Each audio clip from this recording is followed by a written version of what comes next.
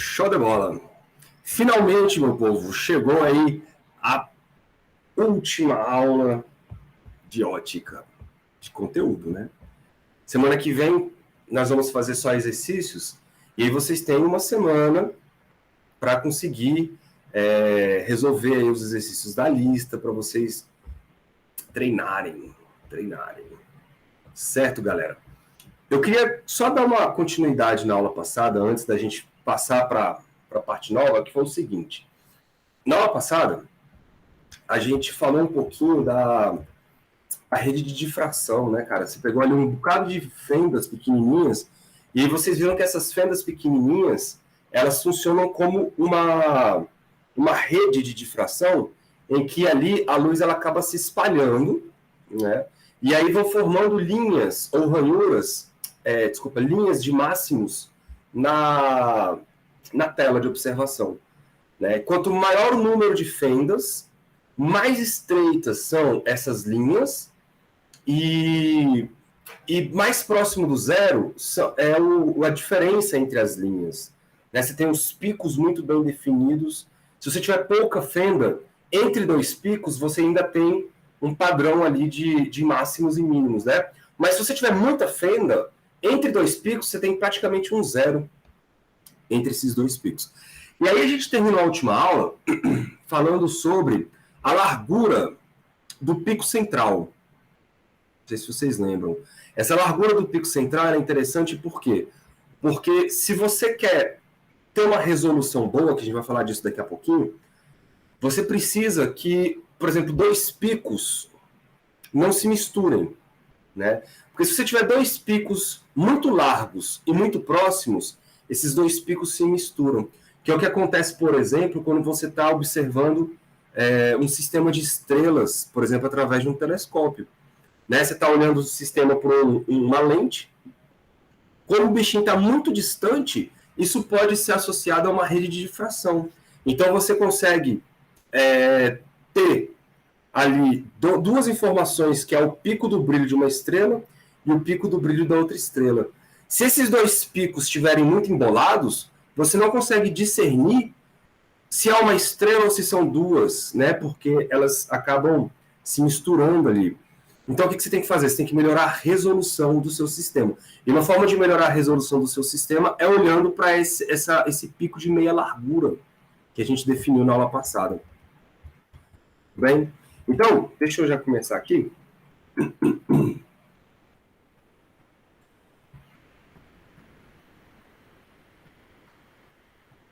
E bora só fazer alguns comentários em relação à aula passada. E foi o seguinte. Deixa eu ver onde tinha sido que eu parei.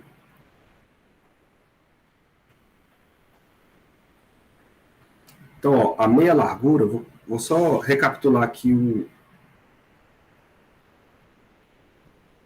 meia.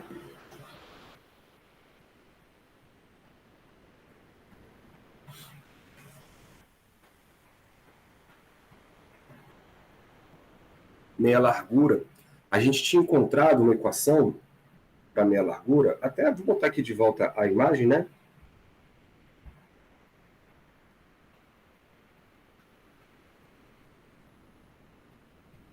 Aí. Essa bichinha aqui, ó. E a gente chegou à conclusão de que essa meia largura, que a gente chamou de delta teta, na verdade o livro chamou, né, de delta teta, ML, corresponde a lambda sobre ND. Certinho? Bom, e se a gente quiser encontrar a meia largura dos outros picos? Porque essa aí é a meia largura do máximo central.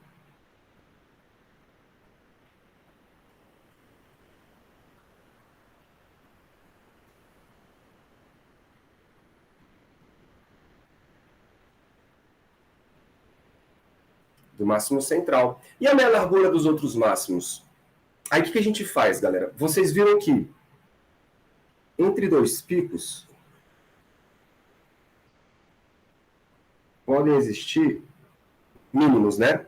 Então, para a gente conseguir encontrar ali esses primeiros mínimos que aparecem aqui, ó, esse mínimo, esse mínimo, esse mínimo, tudo isso depende do número de fendas que você está usando, lembram disso? A gente tinha que pegar o 2π e dividir por n, não sei se vocês lembram disso. 2π dividir por n. E aí, com isso a gente conseguia saber, por exemplo, se eram 8 fendas, igual a gente viu na aula passada, se eram 8 fendas, a cada π sobre 4 de diferença de fase, rolava um pico. Então, aqui π sobre 4, depois 2π sobre 4, 3π sobre 4, e com isso a gente ia montando os mínimos entre dois picos. Então, a gente sabe que esses mínimos acontecem na condição 2π sobre n. Isso a gente viu na aula passada. Não foi? Então, eu posso usar esse fato aí para a gente montar a meia largura do próximo pico. Aí vocês vão se perguntar, como? Assim, ó. Então, deixa eu apagar aqui. Deixa eu escrever algumas belas palavras de amor para vocês. Bom dia, Lubatão.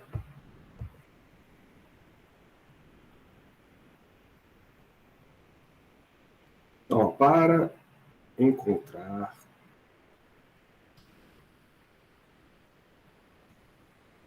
a meia largura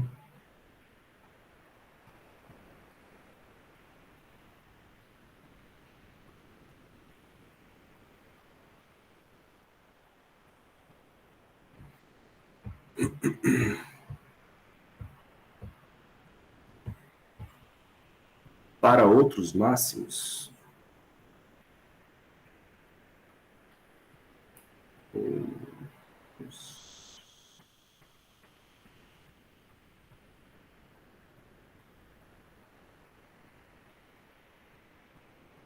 Para outros máximos, a gente vai começar a separar os máximos, beleza?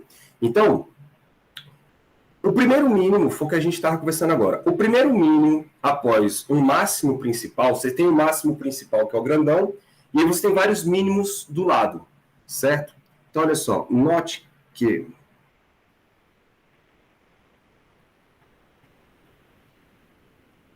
o primeiro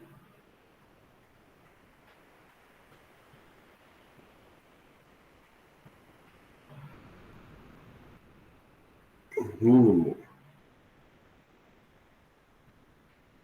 após o máximo, após um máximo, né? Senão vocês vão achar que é o central. Após um máximo principal,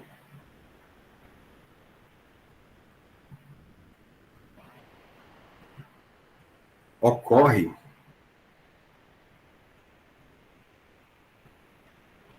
quando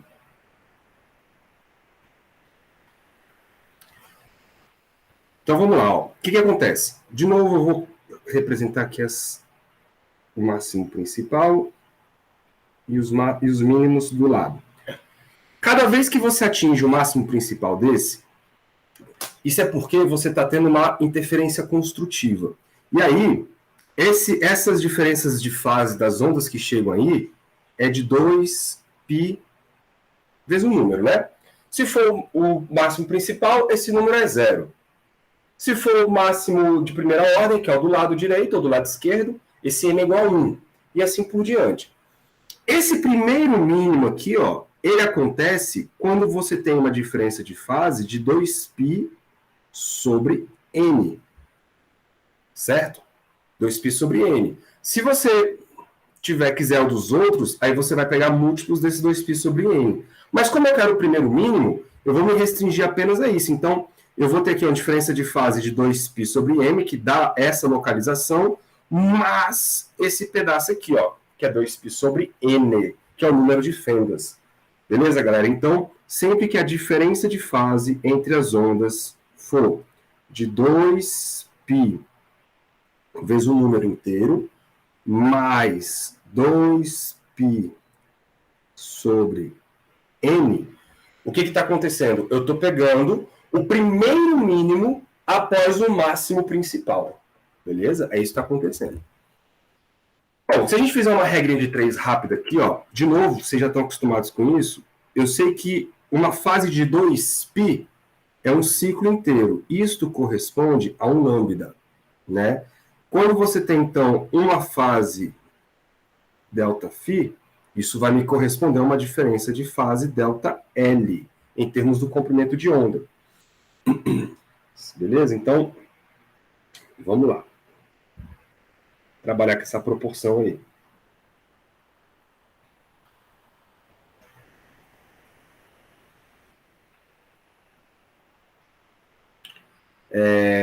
Se eu isolar o ΔL, vocês estão vendo que o ΔL ele vai ser o lambda sobre 2π vezes ΔΦ. Seria assim, ó. A diferença de caminho é igual a lambda sobre 2π ΔΦ. Né? Se você colocar o ΔΦ, você vai poder escrever que isso aqui é igual a lambda sobre 2π, que multiplica 2πn mais 2π sobre n. Show? Esse é o nosso ΔΦ. Passa esse 2π multiplicando, galera, e aí o ΔL, ele vai ser o seguinte, vai ser lambda vezes n, show? Mais lambda sobre n. Né? Quando 2π entrar, ele vai cortar com 2π dos bichinhos lá e vai dar isso aí. Bom, isso quer dizer o seguinte, cara. Portanto, essa diferença de caminho, ΔL, né? Se você lembra, a diferença de caminho, vou botar aqui entre parênteses, mas não, como é que fala? De azulzinho, ó. Vocês lembram que você tinha isso aqui? A condição para dar interferência? Pois é, só que agora eu estou meio que olhando não mais para o θ central, ali do pico central. Eu estou pegando um θ mais um Δθ. Tudo bem? Isso quer dizer que eu estou olhando agora para uma condição onde eu vou ter um seno do θ mais um Δθ, beleza? Porque o θ central dá o pico. O θ não é o central, mas é o θ do máximo, né? E aí eu quero o θ do primeiro número que está logo à direita ou à esquerda, tanto faz. Eu estou somando então esse Δθ aí, que é o que eu estou procurando. E isso tem que ser igual a quem? Ao n lambda mais esta parcela que diz respeito ao Δθ. Faz sentido? Não faz, galera, tudo isso? Bom, vamos fazer então a brincadeira que vocês viram lá no ensino médio. Seno de A mais B. Minha terra tem palmeiras, onde canto sabiá. Então, seno A, cosseno B. Seno A, cosseno B. Seno B, cosseno A.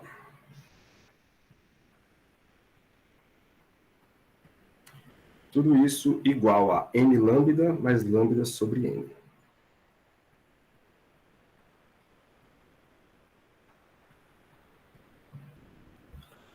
Bom, vocês sabem que nós estamos lidando com ângulos pequenos, né? Somente o Δθ. O Δθ, ele é a diferença desse cara aqui para esse cara aqui, ó.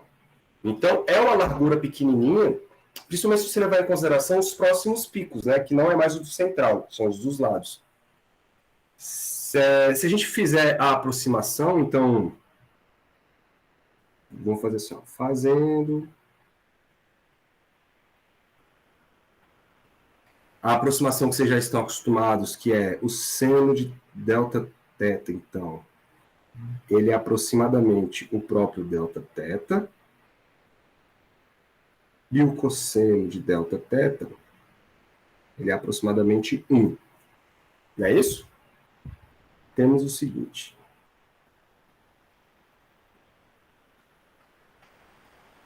Já vou multiplicar o Dzinho lá, tá? Ó, vai ficar D seno θ mais D. Aí o seno θ vira delta θ. E aqui fica o cosseno de θ. Tudo isso é igual a m lambda mais lambda sobre n. E aí ficou bonito, cara, porque lá da condição inicial, vou até colocar ela aqui, ó, o D seno θ é igual a m lambda, não é isso? Isso quer dizer que esse cara aqui, ó, corta com esse. Pode crer? E aí a gente chega numa expressão só com delta θ. Deixa eu mudar de página. Vai ficar assim, ó, d delta θ cosseno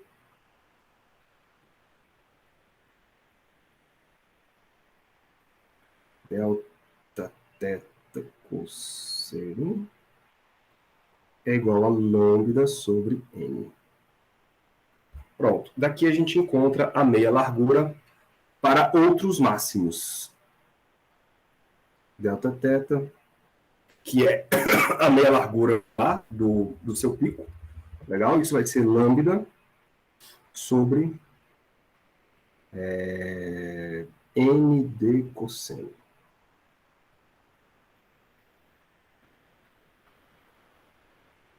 Isso aqui, galera, é a meia largura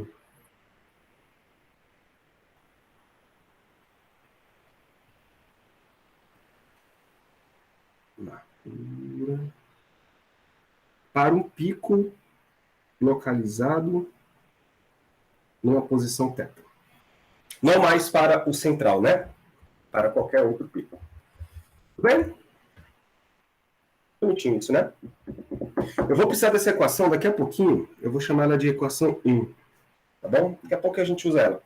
Mas, antes da gente dar um prosseguimento, cara, vamos fazer um... Tudo bem até aí, galera? Alguma dúvida? Tranquilo. Esse aí não entendi, é do primeiro, do segundo máximo? Qualquer máximo. Então, por exemplo, se você, né, pegar uma rede assim, ó, com esses picos, pá,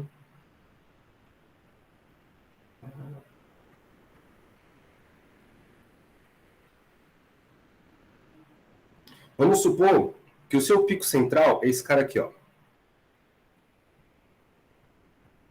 Esse aqui, então, é quando θ é igual a zero. Aí, se você quiser calcular esta meia largura bem aqui, essa diferença daqui para cá, você, então, e aí daqui para cá, é quando eu falo daqui para cá, é até o mínimo, tá? Essa largura aí, dessa meia largura, né, desse pico, aí você vai usar esta equação com cosseno igual a zero. Né? Aí você precisa saber quanto, depende do problema, né? Quanto que vale o ângulo para cada pico desse. Então, sei lá, vamos supor que esse pico aqui é o θ1. Aí você quer descobrir quanto que vale essa meia largura. Essa meia largura, aí você vai usar aquela equação, só que com o cosseno de θ1. Beleza? E assim por diante. Cada pico desse vai ter uma meia largura definida pelo cosseno de θ. E aí cada posição aqui tem um θ diferente, por isso vai dar uma meia largura diferente. Sacou, Pedro? Ah, eu tava pensando que era da pequenininha aí, ó. Dessa pequenininha. Não, sempre quando eu falar máximo principal, são esses grandões. Uhum, beleza. Beleza? Por isso que, quando eu falei a diferença de fase, né, é a diferença de fase de 2πm, e esse 2πm, ele te dá a condição dos picos principais, que é esse e esse. Só que se você quer andar mais um cadinho até o próximo mínimo, então você tem que somar mais o 2π sobre n, que aí depende do número de fendas, né? Que foi o que a gente viu na aula passada. Faz sentido? Sim.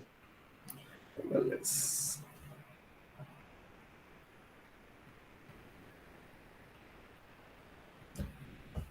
Então tá. Bora fazer uma conta rápida aqui, só para vocês terem mais ou menos uma noção. Imagina que vocês têm uma rede de difração, e aí você vai jogar uma luz branca nessa rede de difração. O que acontece com a luz branca? Vocês estão vendo que a difração ela vai ser um valor, vai ter uma posição angular para cada comprimento de onda. E se a luz branca é composta por vários comprimentos de onda, o que você vai ter aí é uma separação das cores, né? Então, sempre que vocês tiverem uma difração, você está, na verdade, tendo também uma dispersão da luz, né? Quando você ilumina uma rede de difração com uma luz monocromática, aí você vê as ranhuras arrumadinhas, né? Arrumadinhas. Agora, quando você ilumina com espectro contínuo, cara, de comprimentos de onda, por exemplo, na faixa do visível, aí você não vai ter linhas específicas. Você vai ter um espectro, né, do arco-íris lá, espalhado na sua tela. É isso que acontece, por exemplo, com o CD. A superfície do CD, ou DVD, ou Blu-ray, ela é cheia de ranhuras pequenininhas. Isto é uma rede de difração. Essas ranhuras, elas são usadas para... o canhão de laser, ele lança lá o laser em cima da superfície do CD, e aí essas ranhuras, elas refletem esse canhão de laser, e aí reflete ou com interferência construtiva ou destrutiva, né? E aí você vai guardando a informação a partir desses comprimentos de onda. Só que se você joga a luz branca em cima disso, cara, você vê o espectro se abrindo. Por quê? Porque é uma rede de difração. Bonito, né? Então, vamos só fazer uma conta rápida aqui para vocês meio que se orientarem no que está acontecendo.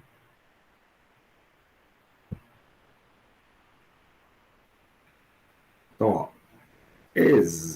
Oxe, você tá mudando aí, cara.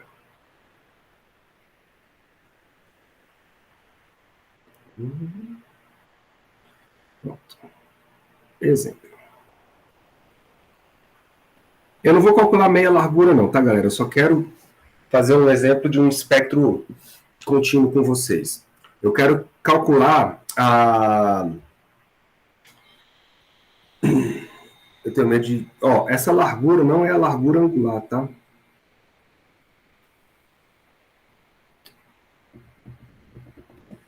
Vou botar assim, ó, espectro... Para não confundir. Espectro visível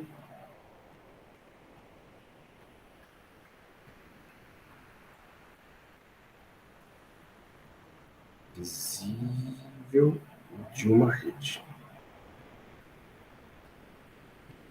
Quando eu falar rede, vocês já sabem que é uma rede de difração, né? Então, olha só. Considere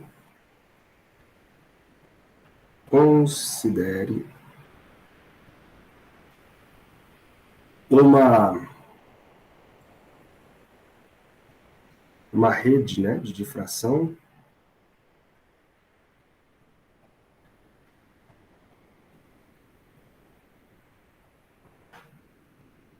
plana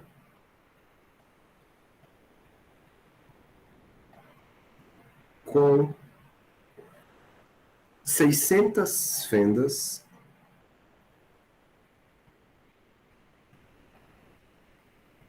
por milímetro.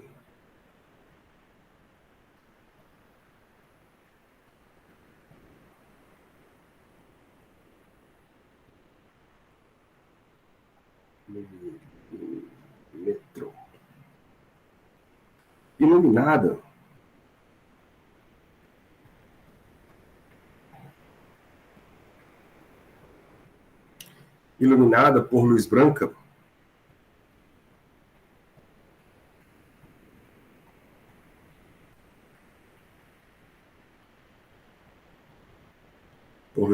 perpendicularmente à rede.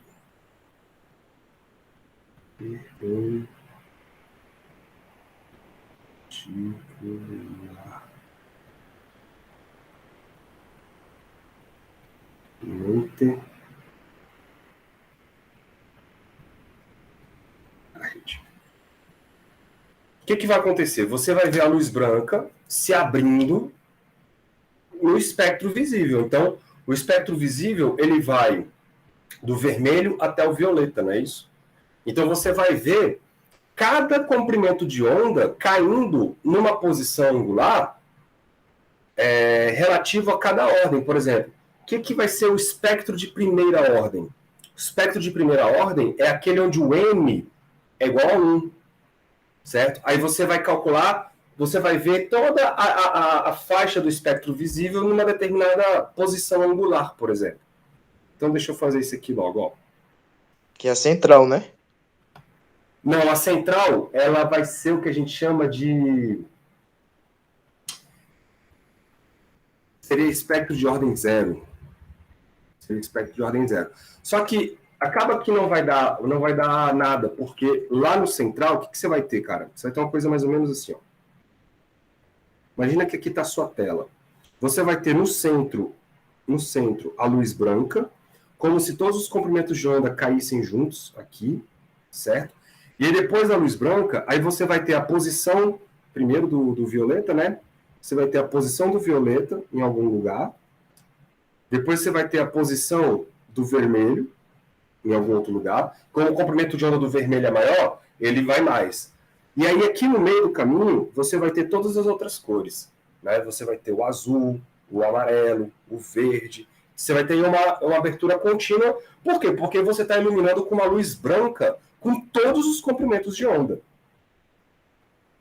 Tá bom? Todos os comprimentos de onda. É daí que vem a tal da espectroscopia. Por quê? Porque se você ilumina com uma... Deixa eu colocar aqui algumas cores. Vamos supor que você pega lá uma estrela qualquer, e aí você ilumina ela, e ela vem com essas cores aqui, assim, ó. Você bota ela na tela, a difração da luz que vem dela, aí vai aparecer o roxo, o azul, aí pula, vamos supor, pula o verde, não tem verde. Eu não tenho amarelo aqui, né? Droga.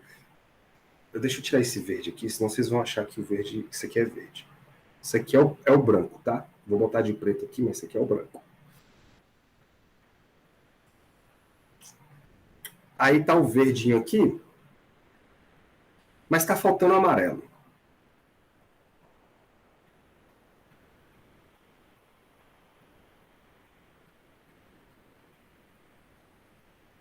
Cadê o amarelo?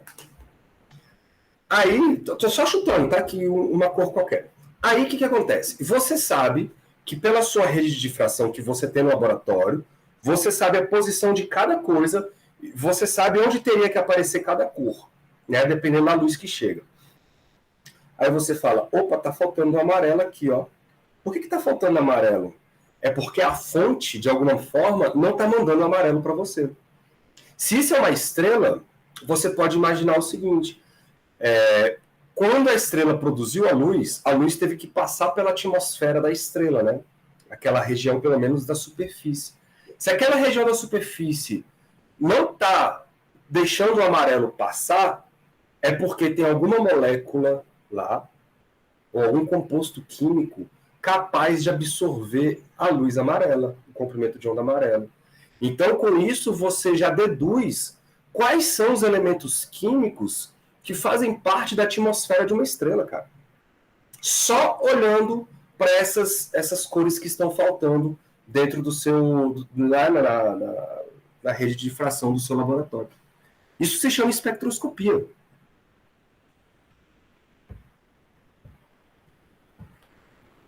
Doido demais, né? Só mais uma aqui. Vocês sabem que, por exemplo, dentro da perícia... acho que tem um material desse lá no laboratório de física nosso, viu? Lá do IFB. Por exemplo, o que um aparelho de espectroscopia pode fazer, por exemplo? Você coloca lá uma amostra química de, sei lá, uma espécie de droga, que é o que é feito lá na Polícia Civil. Os caras pegam lá a amostra, a gente pegou essa amostra aqui com um determinado suspeito.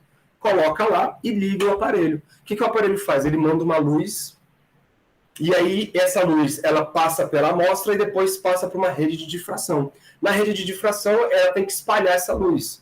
E aí você percebe quais são os comprimentos de onda que estão faltando. Os comprimentos de onda que estão faltando são aqueles absorvidos pela amostra. E aí você sabe quais os compostos químicos que absorvem quais radiações. Aí você fala, ó, ali tem isso, ali tem, sei lá, tem uma molécula de carbono, tem uma molécula de, sei lá, de enxofre. Aí você vai montando, bicho, a parada, aí você consegue saber o que tem naquela amostra. Então a espectroscopia ela serve para isso. Fala, seu Pedro, bonito isso, né? Massa. Então, tipo, a nossa atmosfera é a mesma coisa? Tipo, eles pegam a luz do sol, aí reflete, aí como a luz do sol, a nossa atmosfera absorve a luz do sol, aí aqui vem, vai ser as cores que tem nela, né? É assim? Exatamente, exatamente. Que louco. Como você acha que, por exemplo, a galera sabe a composição química de Júpiter, que está lá na atmosfera de Júpiter? É pelas cores. Tipo, tem um azul ali, ou o azul está associado ao hidrogênio. Aí a galera sabe que lá tem hidrogênio. Legal, né? Eu vou botar um outro desenho aqui, mas primeiro bora fazer uma conta rapidinho. É tipo um coador de luz, é? É tipo isso mesmo. É, porque vai dividir os negócios tudo, né? É, exatamente, cara. Ô, Senhor. Vamos na unha mesmo.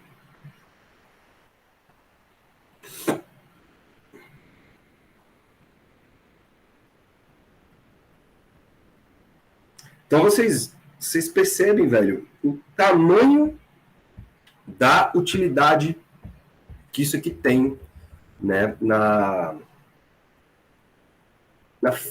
dentro dos laboratórios, né? Então vamos pegar o espectro de primeira ordem.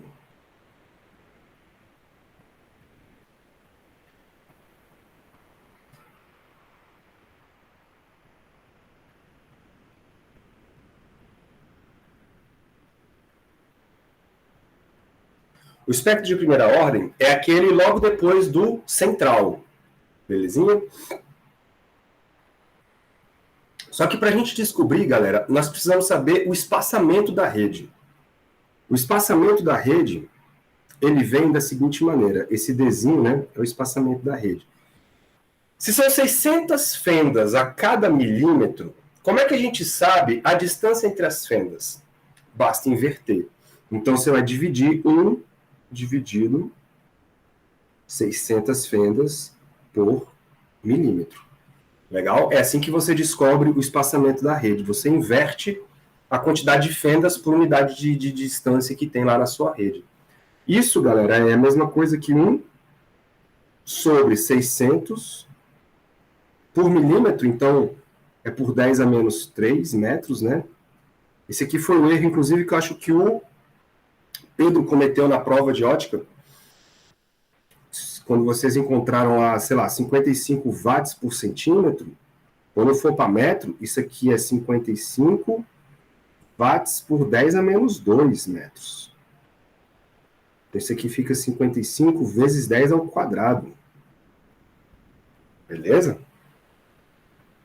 Aí, o que acontece? Esse 10 a menos 3, ele está no denominador do denominador. Então, ele sobe e fica assim, ó, 1 sobre 600 vezes 10 a menos 3. Pronto, aí se você dividir, você encontra 1 sobre 600 dá 1,67. Né? Já andei com a vírgula aí, tá? Vezes 10 a menos 6, quando eu juntar com o outro menos 3. Então, esse é o espaçamento da rede. É a distância entre as fendas.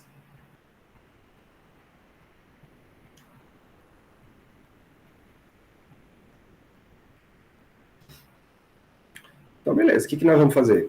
Usar a equação que nós estamos acostumados, cara. Eu sei que a posição angular de cada comprimento de onda é dado por esta equaçãozinha aqui, ó. Não é isso? Então, vamos escolher, por exemplo, o primeiro. Um lambda igual ao do violeta. O violeta, galera, que é o primeiro a luz visível, né? é o 380 milímetros. Esse cara aqui é o violeta.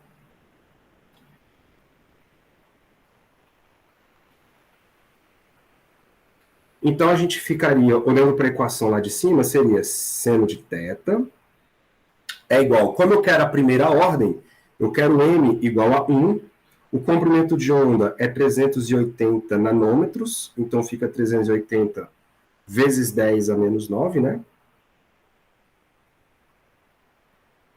380 vezes 10 a menos 9, tudo dividido. Estranho aqui, não está silencioso, não.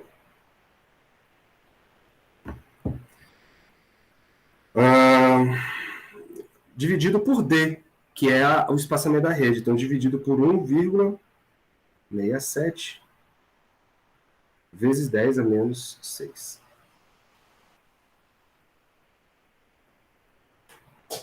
Beleza. Fazendo essa continha, nós vamos encontrar 227.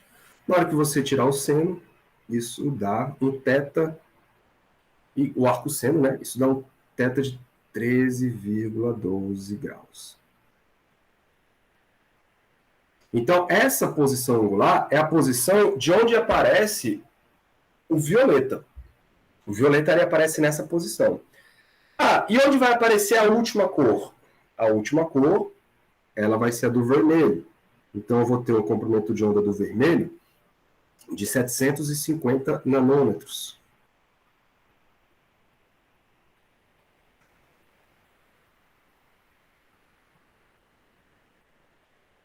E aí você vai fazer a mesma conta. Seno de θ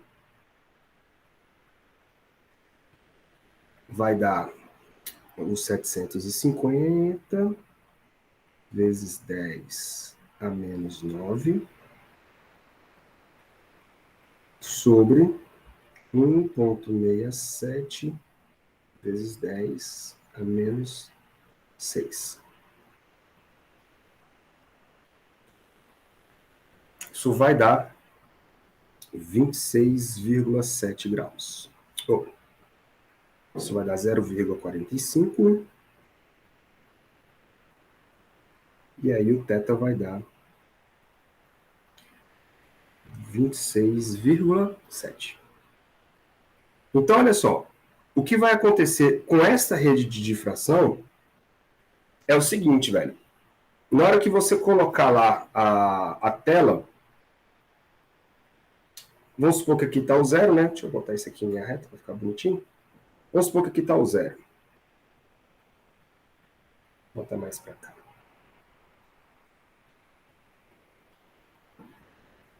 Aqui está o θ igual a zero.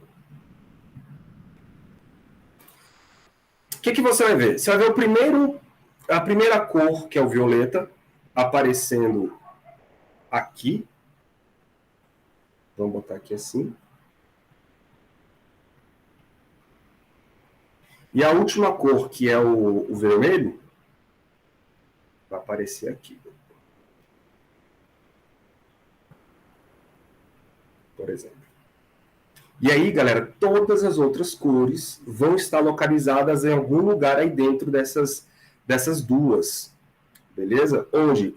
Isso quer dizer que o espectro visível de primeira ordem ele vai se estender desde 13,2 graus até 26,7 graus, né? Contado a partir do máximo central. Aí, você vai ter os espectros de segunda ordem, porque você pode ter aqui outros espectros. Esse cara aqui, deixa eu só anotar. Esse aqui é o espectro de primeira ordem.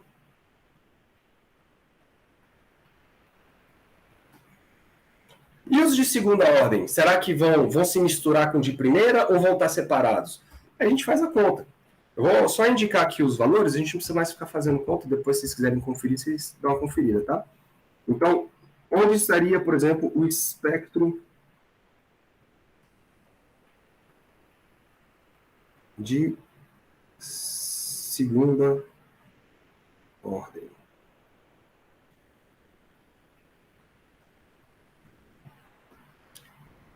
depois vocês calculam aí, vocês vão encontrar. Aí você faz, é só fazer o M igual a 2, tá? Só fazer o M igual a 2. Isso vai dar de 27 graus até 64 graus, se eu não me engano. Vocês confiram aí. Então, vocês veem que esse espectro de segunda ordem não se mistura com o de primeira, né? Porque o de primeira, ele termina antes do 27. Então, o que você vai ver logo depois, em seguida? Você vai continuar vendo aqui, ó, mais um violeta, bem próximo do vermelho, né? Porque é 27 graus, até o último vermelho. Se não se misturar. O problema é que quando você faz a conta, você descobre que o de terceira ordem se mistura. Espectro de terceira ordem.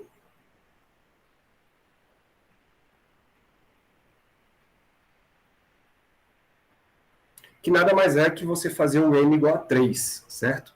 Então, o primeiro, que é o vermelho, o violeta, aparece aos 43 graus. Então, já vê que ele está dentro do de segunda, né? Então, ele já misturou ali com o de segunda ordem. Só que aí ele vai embora, bicho. Ele não fecha. Ele vai até um ângulo indefinido. Como é que você sabe que esse ângulo é indefinido? E quando você for calcular o seno lá, de θ, por exemplo, ele vai dar um número do tipo 1, alguma coisa, sacou? 1, alguma coisa não tem seno para isso. Né? Então, você só tem até a terceira ordem desse espectro aí, e ele não fecha. Ele vai embora e não termina mais. Faz sentido isso, galera? Só para fechar esses exemplos, ó. Se você fizer essa experiência, por exemplo, com uma lâmpada de gás hidrogênio, uma lâmpada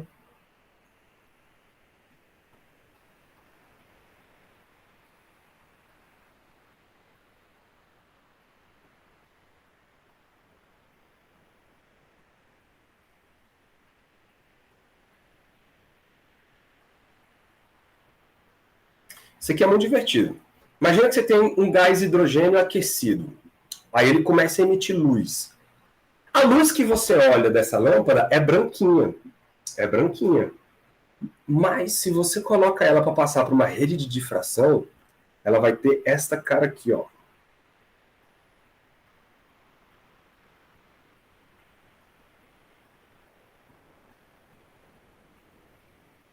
Aqui. Olha só que doideira, bicho. Aqui está o N igual a 0, né, que é o centro, aqui do lado de cá. E aí, a primeira linha, vocês só vão aparecer 4 linhas. Só aparecem 4 comprimentos de onda quando você coloca a lâmpada de gás hidrogênio passando por uma rede de difração. Que é o violeta, o azul, o verde e o vermelho. Só 4 linhas. 4 linhas muito bem definidas. Isso ninguém explicava na época que fizeram isso. Só quem foi explicar isso foi a introdução da ideia de física quântica, daquelas órbitas de Bohr e tal, né, que são as transições eletrônicas dos elétrons. Tá? Mas na época ninguém sabia muito bem o que estava acontecendo. Sabia-se o seguinte, sabia-se que a lâmpada de gás hidrogênio, ela conseguia, né, ela era composta por apenas 4 comprimentos de onda, só 4. E aí, quando você coloca lá no padrão numa rede de difração, elas aparecem em ângulos muito bem definidos, né? Porque a gente sabe calcular esse ângulo. E só 4 comprimentos de onda. Aí percebam, isso aqui é o M igual a 1, é o espectro de primeira ordem. Isso aqui é o M igual a 2, espectro de segunda ordem. Ele não colocou o de terceira ordem aqui, porque o de terceira ordem ele meio que se mistura com todo mundo. Aí fica meio zoado o desenho. Beleza? Aí depois ele coloca o de quarta ordem aqui. Perceba que o vermelho não aparece de quarta ordem. Por quê? Porque ele vai dar um ângulo, ele vai dar um seno maior do que 1, então ele não existe aqui no nosso experimento. Tudo bem, galera? É isso que é feito em laboratório de espectroscopia. Espectroscopia óptica é exatamente isso, e cara, uma ferramenta poderosíssima, tanto para você estudar compostos químicos, como para você estudar radiação.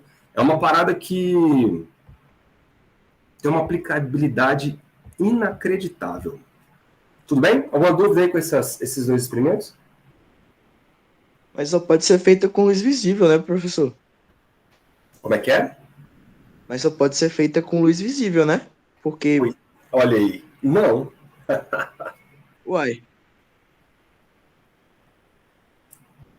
Porque assim, eu imagino que você deve estar pensando assim, mas a gente só pode enxergar a luz visível.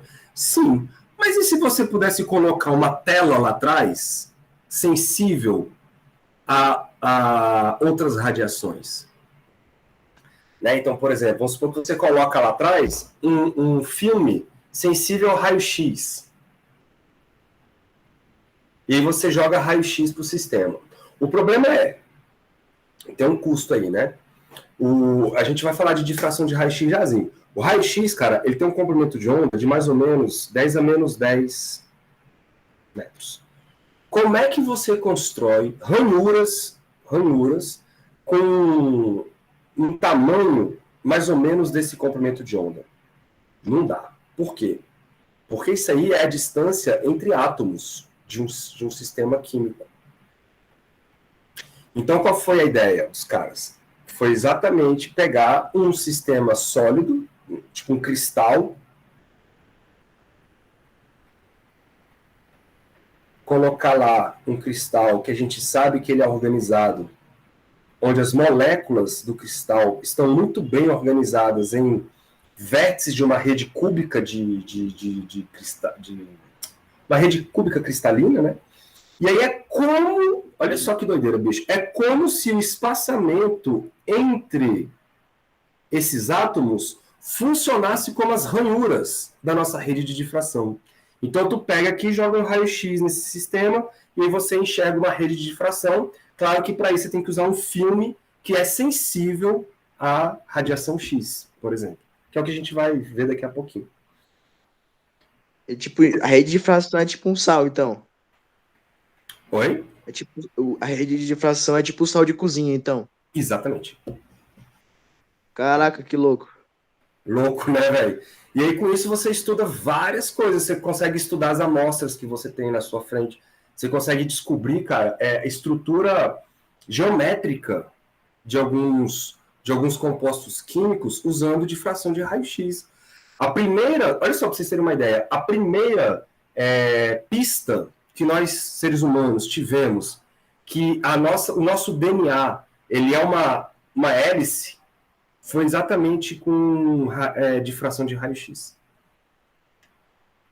Como que esse cara difratou o raio-x, começou-se a montar um quebra-cabeça lá e viu que o nosso DNA ele é uma espécie de uma hélice, dupla hélice, né? Então, olha o tanto que esse troço é importante para a física, né? E para tecnologia também, não só para a física. Né? Chique. Muito massa. Muito massa. Bom, vamos estudar duas coisas agora diferentes que aparentemente são iguais, tá? Um é chamado de dispersão. Então, vocês já estão vendo que existe aí uma dispersão da luz, né? Essa dispersão, galera, nós vamos definir ela da seguinte maneira. Corresponde a um espalhamento das linhas de difração, tá? Se eu jogo luz visível, eu tenho uma abertura das faixas de cores. Se eu jogo uma luz monocromática, eu tenho ali um espalhamento de linhas. Quanto mais essas linhas estão espalhadas, maior é a dispersão da minha rede. Legal? Então eu vou definir da seguinte maneira. A dispersão, ela representa, então, o espalhamento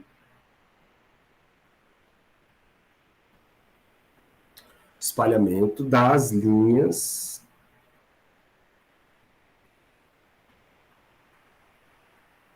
de difração.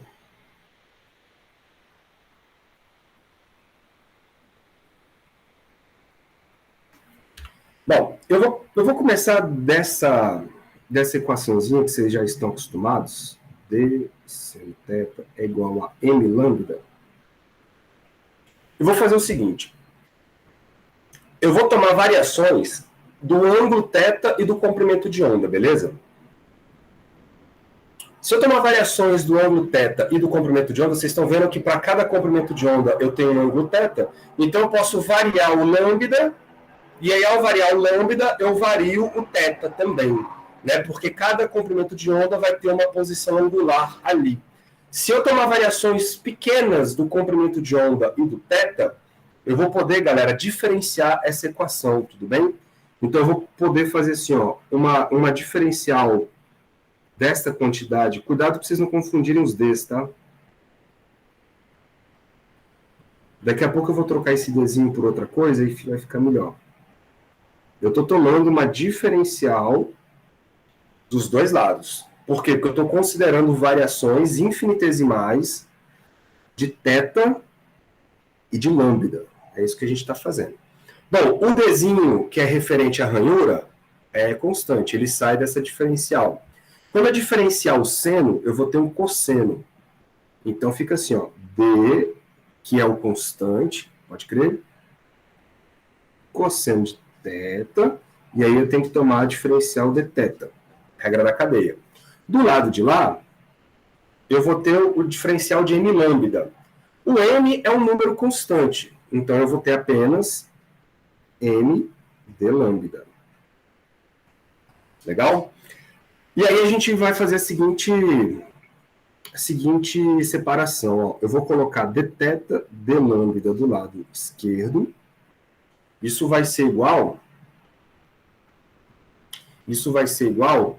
a n sobre dzinho cosseno de θ. E por que eu estou fazendo isso? Porque eu estou relacionando a variação do ângulo com a variação do comprimento de onda. Né? Então eu consigo olhar para a variação entre os dois, eu consigo ter uma ideia do quanto de abertura angular que eu vou ter para cada lambda, digamos assim.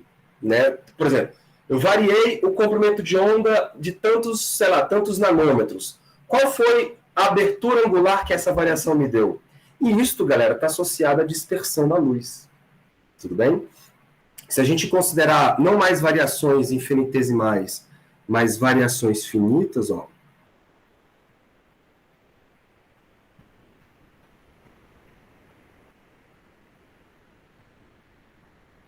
Para variações finitas, a gente vai poder trocar esse dθ de lambda por um Δθ e um delta lambda. Beleza? E nós vamos batizar esta quantidade de Dzão, que nada mais é do que a dispersão, tá? Vai ser esse Δθ sobre delta lambda.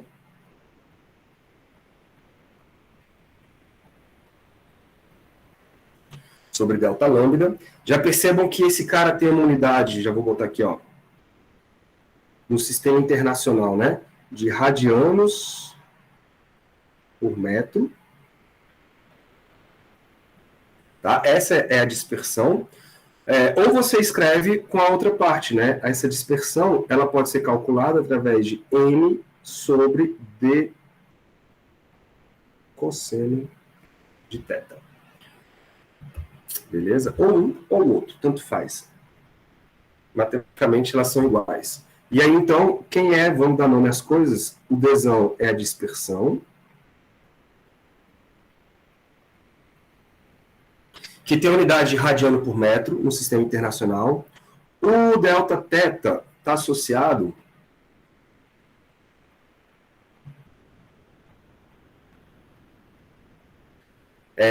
à separação angular entre duas linhas.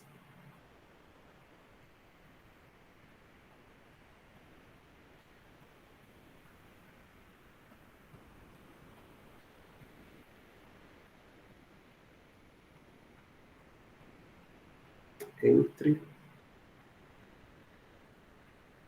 duas linhas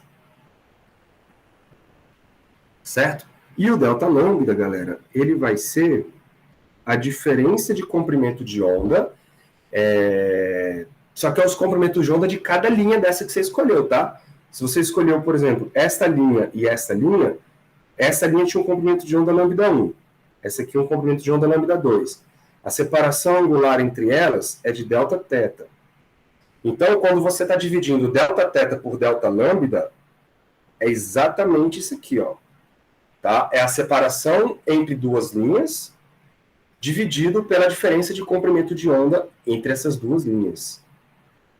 Certo? Então, é a diferença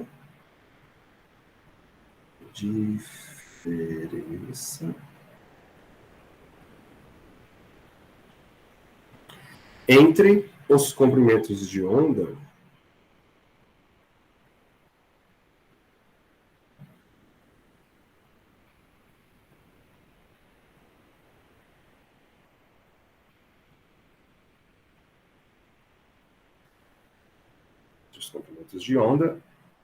de cada linha.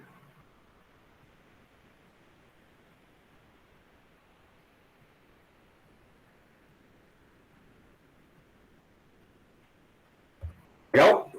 Isso é diferente de você falar em resolução.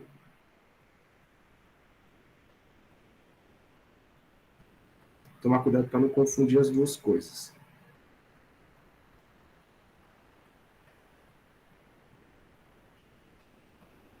A resolução, ela está associada à capacidade que nós temos de distinguir duas linhas de comprimento de ondas muito próximos. Então, imagina que você tem aquilo que eu estava falando no começo da aula, né?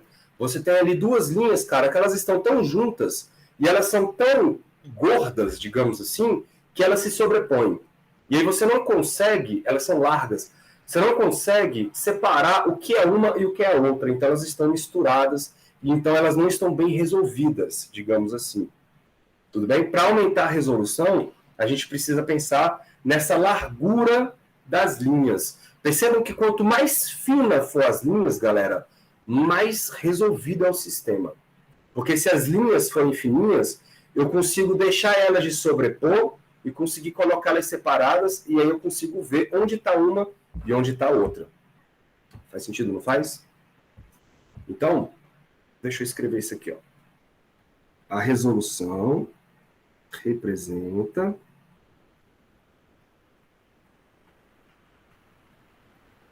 a capacidade de distinguir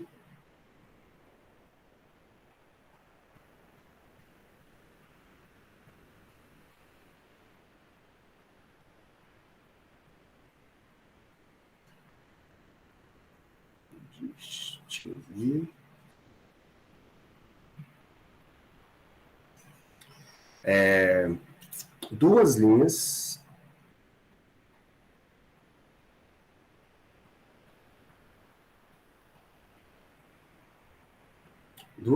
de comprimentos de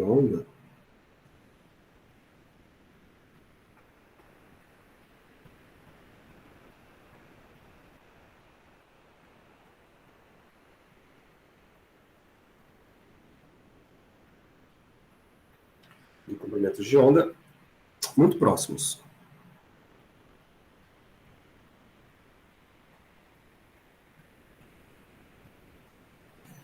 Beleza? E a gente vai começar do mesmo lugar, cara. Ó, se eu tenho D seno θ igual a M lambda, a gente, de novo, vai tomar variações dos dois, né? Então, eu vou ter, de novo, um D cosseno θ dθ igual a M d lambda, certinho? Tomei variações do ângulo e do comprimento de onda. Transformando essas variações em variações finitas, eu vou escrever, então, D cosseno θ, delta θ, igual a M vezes delta lambda.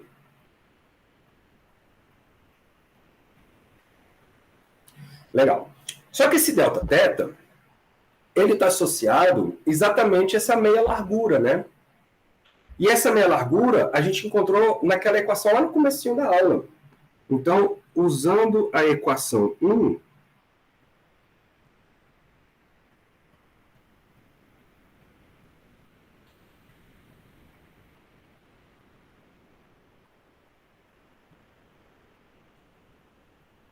a gente vai ter o seguinte. Olha lá a equação 1, lá no comecinho da aula. Tá vendo aí, ó? O nosso delta-teta, que é a meia largura, corresponde a lambda sobre nd cosseno de teta. Vamos colocar lá. Então fica assim, ó.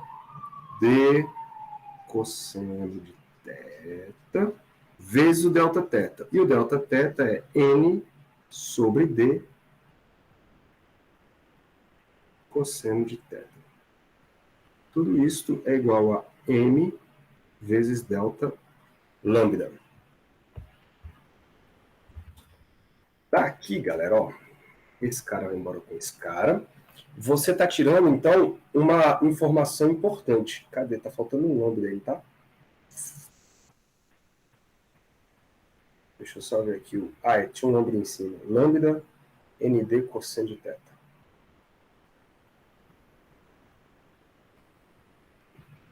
Deixa eu arrumar isso aqui. É lambda sobre nd cosseno de teta. Então vai cortar o d cosseno. Eu vou ter uma razão lambda sobre delta lambda. Isso vai ser igual a n vezes n. Não é isso? E aí nós vamos fazer a seguinte definição. Eu vou chamar de resolução da rede igual a essa fração lambda sobre delta lambda, ou o produto n vezes n. E aí fica claro, né? Quanto maior o número de fendas, maior vai ser a resolução do meu sistema.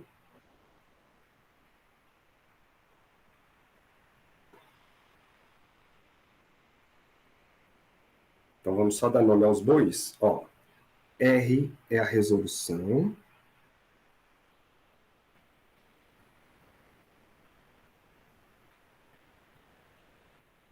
R é a resolução. E lambda. Vamos batizar, galera, esse lambda como sendo o comprimento de onda médio entre as duas linhas, tá? Porque percebam, aqui tem um delta lambda, né? Esse delta lambda é a diferença entre dois comprimentos de onda. O que está em cima é um comprimento de onda. Mas aí, é o comprimento de onda do primeiro ou do segundo? Vamos chamar isso de comprimento de onda médio, então, que a gente tem um sistema, né, mais preciso, digamos assim. Então, esse lambda corresponde ao comprimento de onda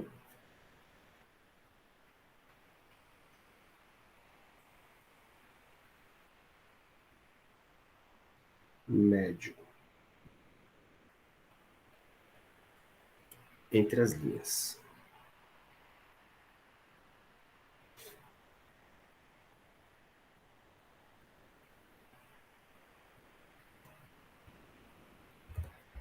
Legal? Aí o livro de vocês, ele traz uma tabela bem interessante.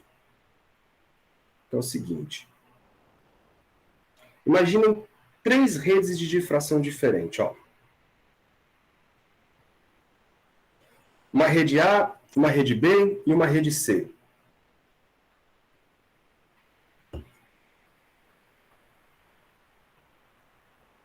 A rede A tem 10.000 ranhuras ou fendas. A rede B tem 20.000, tem o dobro, certo? Aí ele dá aqui a distância entre as fendas e aqui o θ, ó, ele dá o θ para m igual a 1, beleza? E para esse comprimento de onda de 589 nanômetros. Se eu não me engano, isso é da cor amarela. Se eu não me engano. Né? Com esses valores, você consegue calcular a dispersão e a resolução. São duas informações diferentes. A dispersão, ela te dá o quanto que as linhas estão espalhadas. Certo? E a resolução, ela te dá a largura dos máximos. É isso que está acontecendo. Bom, percebam que as redes A e B, elas têm a mesma dispersão. Já as redes B, A e C, esta e esta, elas vão ter a mesma resolução. Tá? Vão ter a mesma resolução. Como é que você vê isso no experimento, por exemplo? Quero ver algo parecido com isso aqui, ó. Então, pronto. Com isso aqui você consegue diferenciar bem o que é uma coisa e o que é outra. Ó, para uma rede A, apareceram 2 picos. Esse pico corresponde a esse comprimento de onda, né, de 589. O segundo pico, ele corresponde a um comprimento de onda nas proximidades ali do amarelo.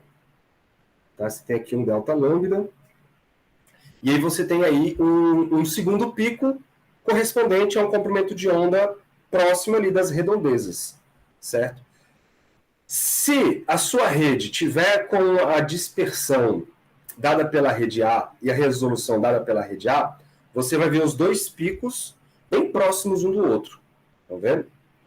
Quando você vai para a rede B, você tem uma dispersão igual.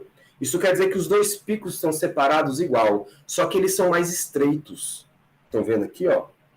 Porque a resolução da rede B é 20.000.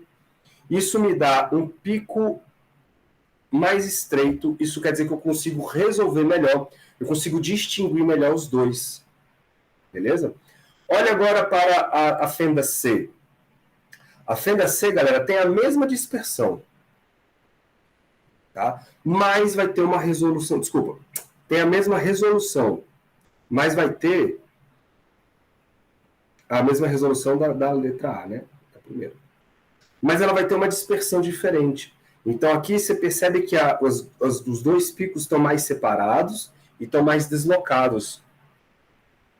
Tudo bem? Então a dispersão está associada ao espalhamento dos picos das linhas, enquanto que a resolução está associada ao estreitamento dessas linhas.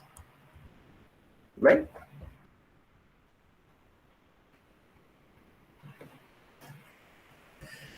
Sentiu falta dos fasores? Foi, bicho?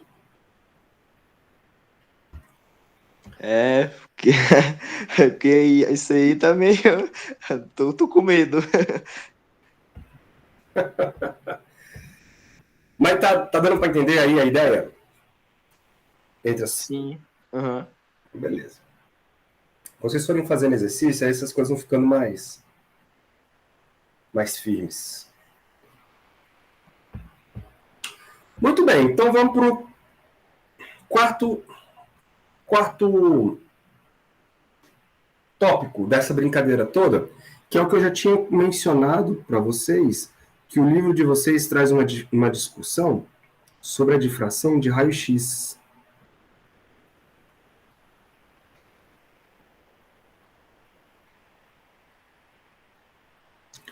A difração de raio-x, galera, ela, como eu estava dizendo, ela não pode ser feita através de ranhuras, porque o comprimento de onda do raio-x é muito pequenininho.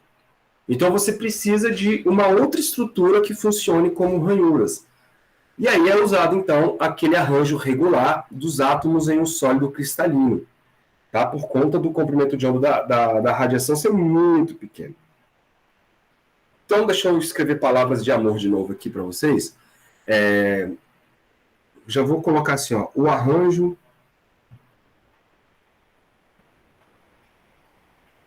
regular. E olha, quem é especialista em difração de raio-x é o Thiago, viu?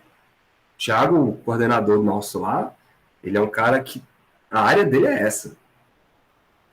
Ele, inclusive, faz alguns experimentos lá no laboratório com isso aqui.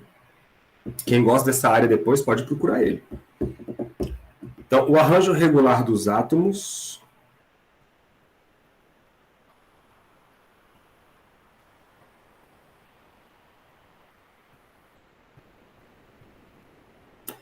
em um sólido cristalino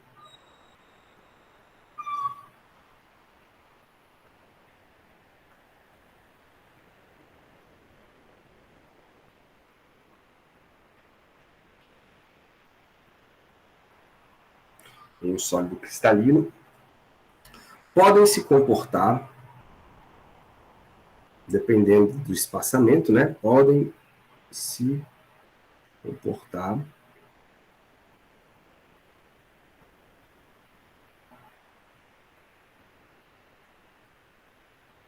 como uma rede de difração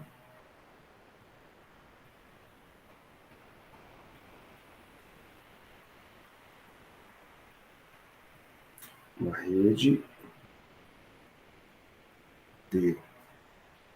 difração natural, né?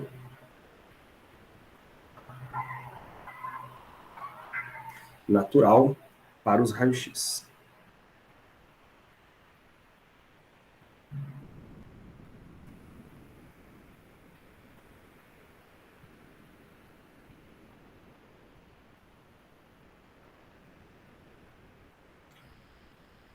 Aí, galera, a ideia é o seguinte: a parada é realmente muito mais complicada do que parece, tá? Por quê? Porque quando você joga o raio-x em cima de uma amostra de um sólido, na verdade, o raio-x ele não atravessa a amostra, tá? Ele é refletido pela amostra. Só que quando ele é refletido, ele passa por camadas dessa amostra, tudo bem? E aí essas camadas é que vão fazer a difração. É como se fosse um CDzinho, tá bom? É como se fosse um CDzinho. Só que o problema é que o trem aqui é mais complicado do que parece.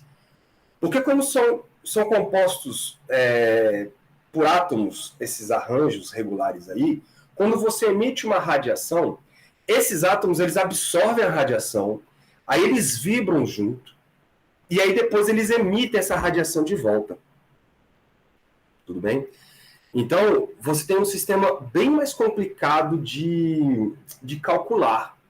Mas o que perceberam com o passar do tempo? Você pode simplificar aí e criar um modelo em que esse modelo ele te dá as posições certinhas dos máximos da radiação X, tá bom? Esse modelo é chamado o modelo dos planos, da família de planos. São planos abstratos, tá? São planos mentais ali, que você traça usando a geometria simétrica do seu cristal, legal? E aí é como se esses planos fossem planos de reflexão. Então, por exemplo, deixa eu colocar aqui um desenho para vocês. Tá? A coisa é bem mais complicada que isso, mas descobriram que quando você trata usando esse modelo, você consegue responder bastante pergunta. Então, imaginem que essas bolinhas verdes que vocês estão vendo aí são os átomos, tá? E eles estão bem espaçados, bonitinhos ali na sua rede. Quando você joga um raio-x em cima disso, esses caras todos absorvem essa radiação e depois passam a emitir isso. Então é como se cada átomo desse fosse uma antena, beleza? Só que quando eles emitem, é como se fosse uma nova fonte, né? Como é uma nova fonte, então você vai ter interferência formada pela emissão de cada átomo desse que está aí dentro do seu sistema. Então o trem é bem complicado. Mas a gente pode separar por planos. Quando a gente separa por planos, imagina que existe um plano cortando a separação de átomos em cima, outro plano cortando essa separação de átomos aqui, outro plano cortando aqui. Esses planos, então, eles têm uma distância interplanar de Dzinho, pode crer? E os raios-x que chegam, galera, por esse ângulo que está formado aqui na figurinha, é um ângulo formado entre a radiação e o plano, tá bom? Aqui não é usado igual lá na ótica tradicional. Aqui, lá na ótica tradicional, a gente usa o ângulo formado com a normal, né? Aqui não. Aqui o θ vai ser o ângulo formado com o próprio plano. Tá? Vocês vão entender por que isso, Jazinho. Então, eu tenho esses planos, E aí as radiações, elas são refletidas através desses planos aí. Então, tenho essa reflexão, essa reflexão, essa reflexão. Eu tenho uma reflexão em cada plano. E aí, quando esses raios se interferirem lá na frente, né, quando você tiver um observador aqui, essa interferência vai vir justamente por conta da diferença de caminho formado por cada uma dessas radiações. Tudo bem? Como vocês já esperariam que fosse, né? Então, a gente, quando faz essa análise, a gente encontra algo parecido com isso aqui, ó. Beleza? Então, imagina que são dois planos, então esses dois planos aqui. O raio X, o raio que vem, que ele chamou de raio 2, que vai bater no plano lá embaixo, e o raio 1 que bateu no plano aqui em cima, a diferença de caminho entre eles, percebam, aqui está traçado uma perpendicular, né? Isso quer dizer que o caminho até aqui é igual, o que vai diferenciar os dois caminhos é essa parte verde aqui, ó. Essa parte verde é a parte, né, quando corta aqui também perpendicular aos dois, essa parte verdinha é a parte que dá a diferença de caminho entre os dois raios. E aí vocês sabem calcular quando que isso vai dar uma interferência construtiva lá na frente. Percebam que eu tenho D seno θ mais D seno θ, porque eu tenho uma reflexão. Então a condição aqui, galera, é 2D seno θ vai ser igual a M lambda. Não é isso? E esse M, ele vai ser igual a 1, 2... rapaz. E assim por diante. Essa equação, galera, tem um nome, tá? Ela é conhecida como lei de Bragg.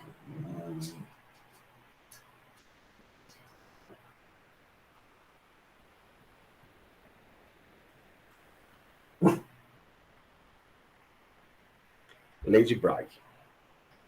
Legal? Agora, percebam que esses planos dependem muito do que você está fazendo, né?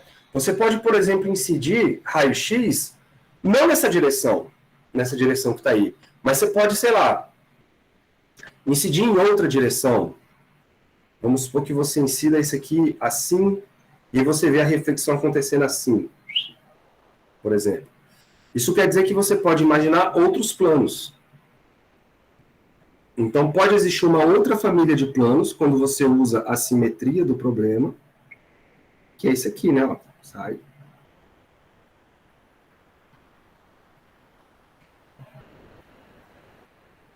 Sacou? Isso aqui é uma outra família de planos também. De maneira que se você jogar uma radiação assim, você vai ver a interferência acontecendo, a reflexão acontecendo de outra maneira.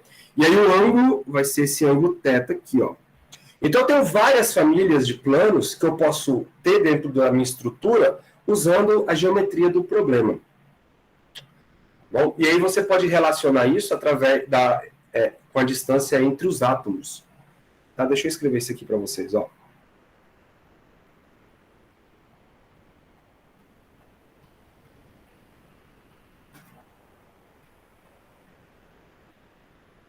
Então a relação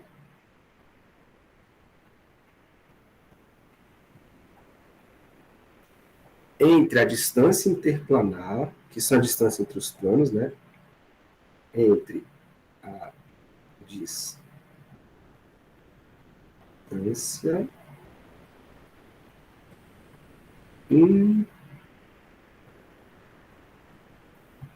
interplanar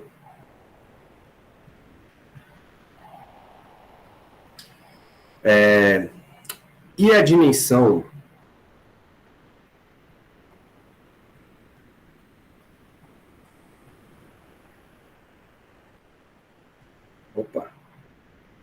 coisa horrorosa. E a dimensão da célula, essa célula, galera, é a célula cúbica que se repete dentro do seu composto lá, tá? E a dimensão da célula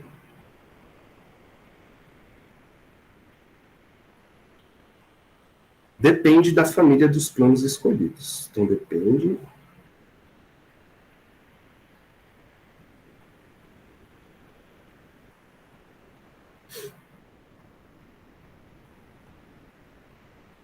da família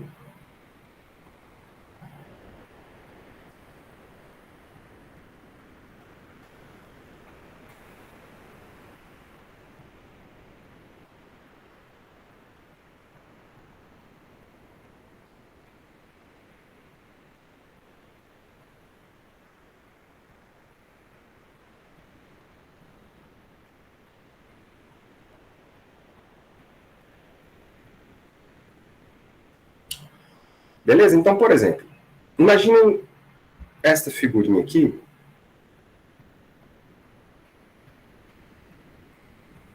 Que aí ela define para a gente, por exemplo, a célula cúbica do sódio. Cloreto de sódio, desculpa. Que é um salzinho de cozinha, né? Então você tem aí os átomos de cloro e os átomos de sódio muito bem localizados. E aí a distância entre dois cloros, por exemplo, vai me dar o tamanho dessa célula cúbica que ele está chamando aí. Então, essa célula cúbica tem um tamanho A0, que é formada pelos cloros. Eu poderia escolher os sódios, tanto faz.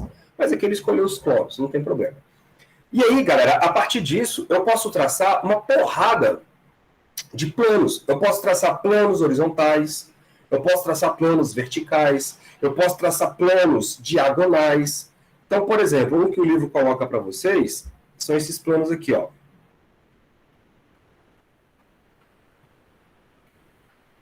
Imagina agora uma vista lateral desse sistema. Beleza? Aí você tem esses planos cortando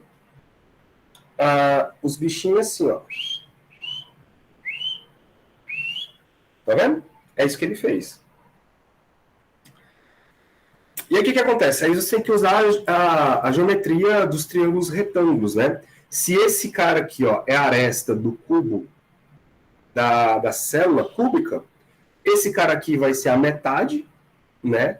E aí você tem essa distância formada por 5 distâncias interplanares. Por quê? Porque daqui, desse átomo aqui, ó, até esse, você vai ter 1, 2, 3, 4, 5 planos. Beleza? Então você vai chamar essa distância de 5D. Aí com isso você usa o teorema de Pitágoras e descobre qual é a relação entre a distância D e a célula, a dimensão da célula do seu sistema. Aí, por exemplo, vocês podem usar outros. Vamos supor, aqui, ó, aí essa figurinha aqui já é lá do Young. Você pode escolher planos assim, por exemplo. Aqui é a mesma coisa, tá vendo? É como se uma corzinha fosse o cloro, outra corzinha fosse o sódio. Você pode pegar esses planos aí. Só que esses planos não vão ter a mesma relação de distância entre eles com a célula dos planos passados. Aí aqui você vai ver que a distância, se você usar o teorema de Pitágoras, vai dar isso aqui, ó. A distância entre os planos é de A sobre a raiz de 2.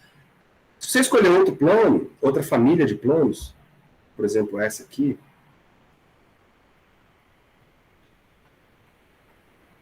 aí já mudou. Tá vendo? Então tudo depende essas distâncias interplanares aí, a relação entre elas e o tamanho da célula, depende da família de planos que você escolher. Tá bom? E por que isso é importante? Porque, bicho, você pode, por exemplo, descobrir essa distância entre os planos usando aquela equaçãozinha da lei de Bragg lá, quer ver? Vamos supor que você chega no laboratório, vou botar aqui, ó, um exemplo.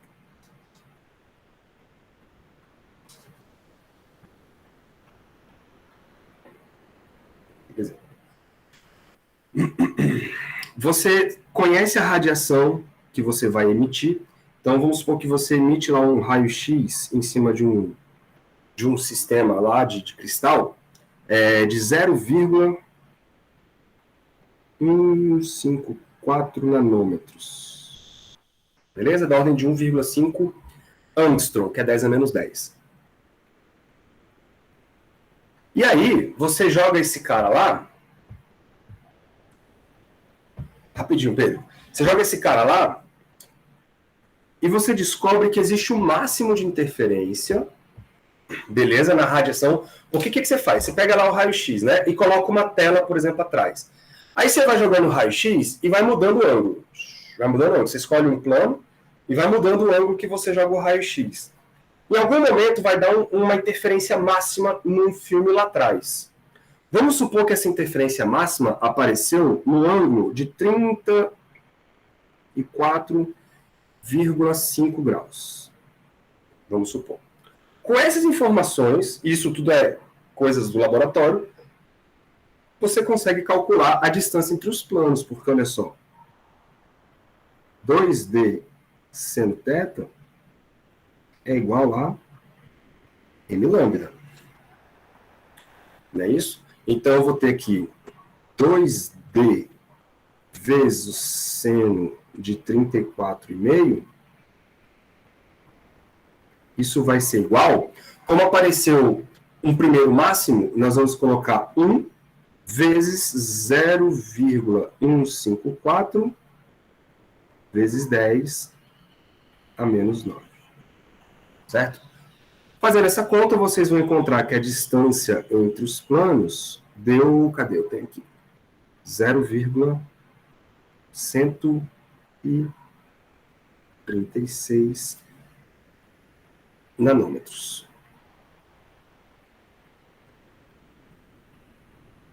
Então, olha só que interessante, bicho. Você conseguiu descobrir a distância entre esses planos.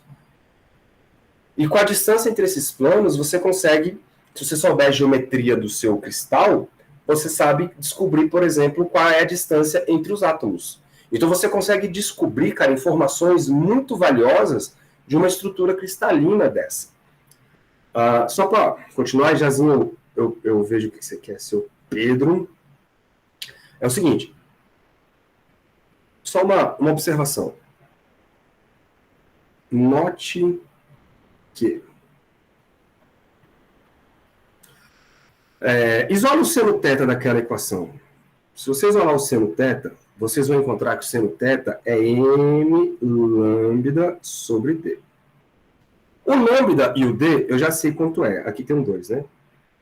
Então, o seno de θ, ele vai ser dado por m vezes o lambda, que é 0,154 nanômetros, né? E aqui 2 vezes 0,136. Está tudo em nanômetro, então está tudo certo. Está dizendo, então, que o seno de θ é igual a 0,566 vezes m. E aí nós temos um problema, né, galera? O seno de θ não pode ser maior que 1. E o m é um número inteiro. Isso quer dizer que se você escolher o m de 2 para cima, você quebra tudo. Você não tem nada acontecendo. Ou seja, o m só pode ser igual a 1 nesse caso. Conclusão. Você pode procurar à vontade, cara. À vontade. Mas só existe um ângulo para máximos nessa família que você acabou adotando. Beleza? Então, portanto, para essa família de planos,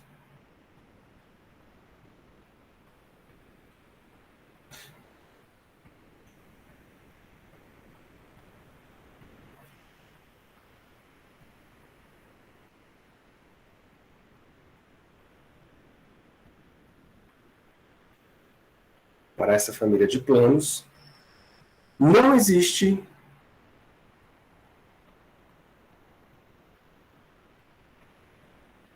outro ângulo, além do 34,5, né?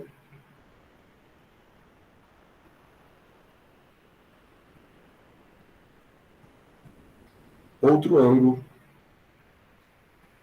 para máximos.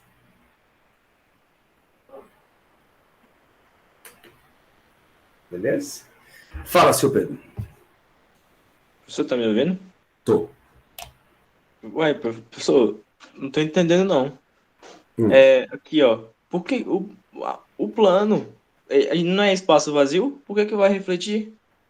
Então, por isso que eu falei, isso aí é um modelo teórico que nos ajuda a calcular os máximos. Ponto. Esses planos eles são apenas mentais, são abstratos.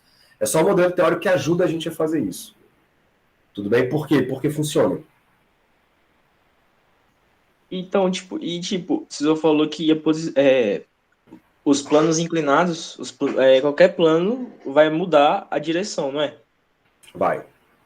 Então, tipo, a forma com que eu decido o raio-x vai mudar a distância, o resultado da distância que eu vou obter? É E isso? isso, exatamente. Porque para cada direção de incidência que você joga o raio-x, você vai ter ele voltando de uma determinada maneira. Sacou? Então, se você incide ele de uma direção, ele é refletido e ele volta de um jeito. Se você coloca ele de outra direção, ele é refletido de outra maneira. Então, a galera conseguiu fazer uma analogia com essas direções de reflexão, com esses planos que a gente usa através dessa geometria simétrica da estrutura cristalina mesmo, sacou? Esses planos eles não existem, mas as radiações são refletidas como se batessem nesses planos aí. Doido, Então, né? tipo, se eu pegar um sal e tacar raio-x em cima, aí vai formar uma imagem, um espectro diferente na tela, aqui debaixo do sal. Se eu virar para o canto a fonte de raio-x, tipo, fazer 45 graus em direção que estava, vai formar outra imagem? Provavelmente outra imagem. Que loucura. Loucura, né? Isso tudo por conta da estrutura simétrica desse cara, viu?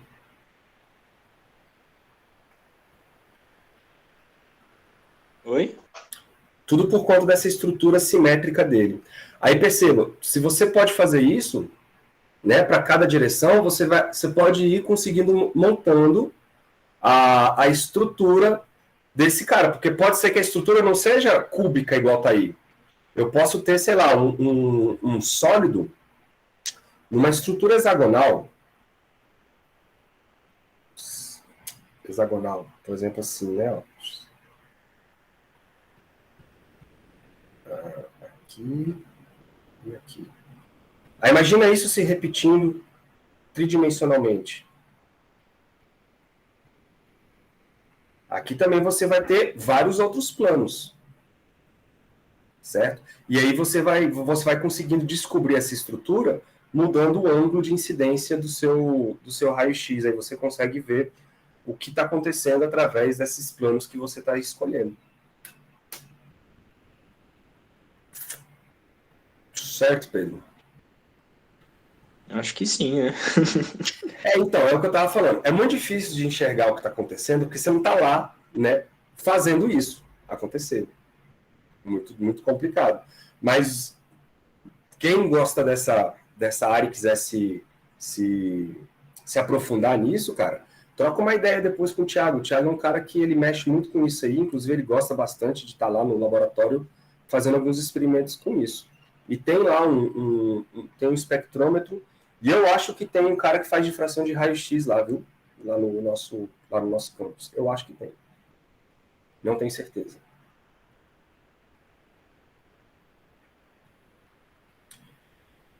Muito bonito. Muito bonito. Inclusive ele e o Eduardo Ulisses de Química, de vez em quando eles fazem lá uns trem em conjunto lá. Galera, para finalizar nossa aulinha, faltou um cara que eu não falei, é quando você faz passar luz por um buraquinho circular, tá bom? Então eu vou chamar aqui de 5.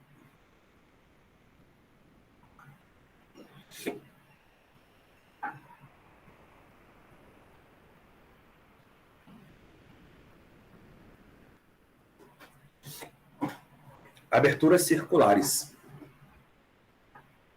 Deixa eu ver se minha figurinha vai caber aqui.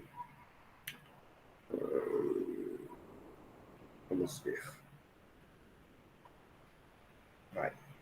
Então, olha só o que acontece. Da mesma maneira que quando você incide luz numa fenda retangular ou num objeto que tem uma borda, né, reta, você tem a difração acontecendo ali naquela borda. Quando você tem uma abertura circular, isso também acontece.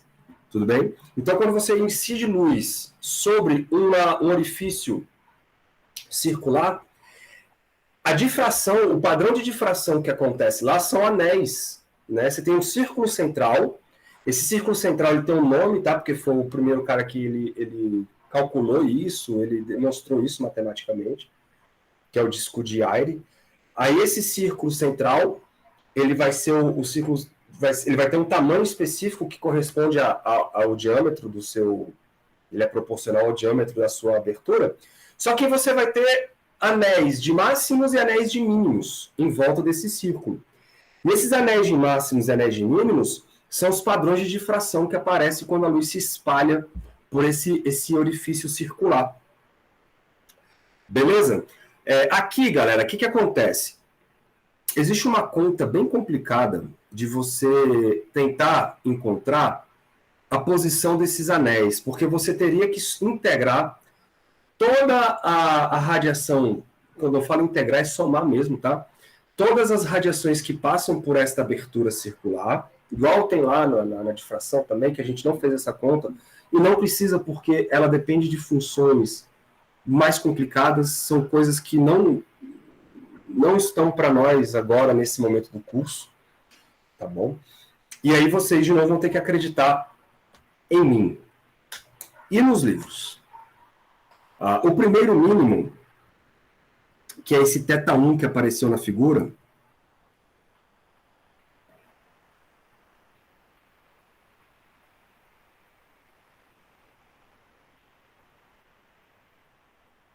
ele vai ocorrer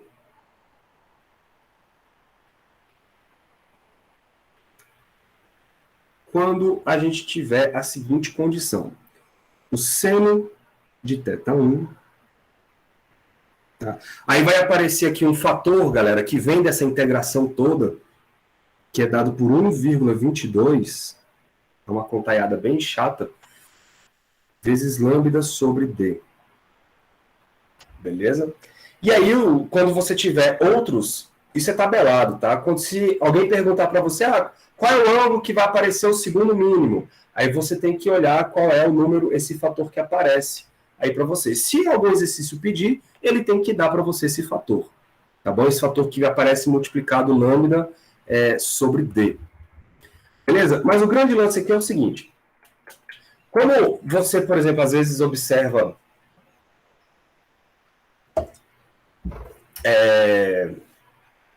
por exemplo, você observa o mundo através da pupila dos seus olhos. E a pupila dos seus olhos, ela é um orifício circular, né, cara? Então, existem difrações acontecendo nas bordas da sua pupila quando a luz entra. Por isso que quando, às vezes, você tenta enxergar coisas de muito perto, às vezes você não consegue distinguir. Ou então, melhor, né? Quando você enxerga coisas de longe, você não consegue distinguir a distância entre coisas. Tudo bem? Por exemplo, se você tentar olhar, vamos supor, você tem, sei lá, um cabo de vassoura. Se eu colocar um cabo de vassoura em pé, numa determinada distância de você, você consegue discernir o começo até o fim. Agora, se eu for levar esse cabo de vassoura para muito longe de você, vai chegar um momento que está tão distante que você não consegue mais discernir a ponta do cabo com a parte de baixo. Por quê? Porque você vai ver agora um problema de resolução. Vai rolar uma difração aí entre as fontes de luz que vêm das duas partes, e isso se embaralha no seu olho.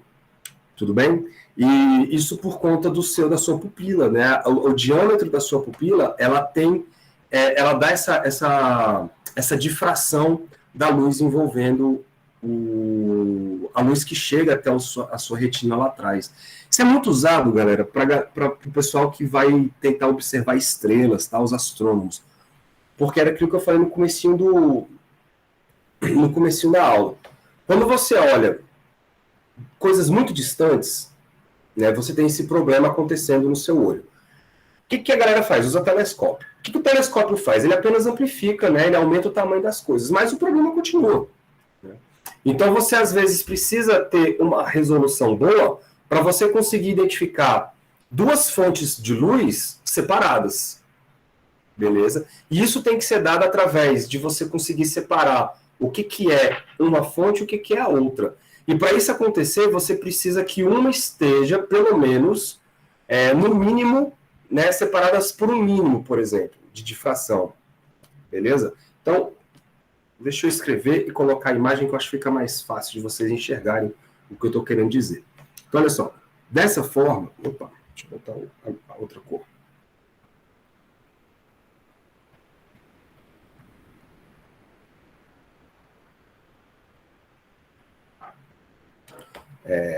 Dessa forma, para distinguir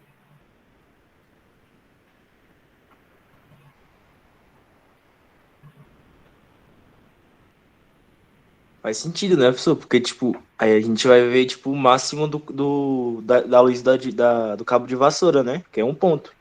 exatamente. Porque vai estar, tipo, um ângulo bem pequeno. Vai estar na condição de difração, né? Exatamente. Exatamente. É por isso que o livro de vocês ele traz até um quadro lá de uma técnica chamada pontilhismo. Depois vocês dão uma olhada lá no livro de vocês. Essa técnica, o cara faz uma pintura de um quadro usando pontos. Ele vai usando pontos. Se você olhar o quadro bem de perto, você vê pontos. Se você olha o quadro de longe, aí esses pontos se misturam, porque o seu olho não consegue mais distinguir o que é um ponto e o que não é. E aí você tem uma imagem formada com aqueles pontos. Isso é uma técnica chamada pontilhismo. Depois vocês dão uma olhada lá. É bem interessante. Então, dessa forma, para distinguir dois objetos,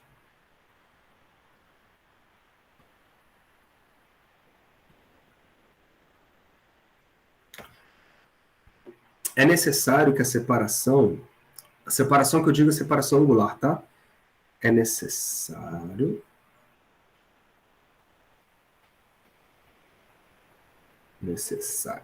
que a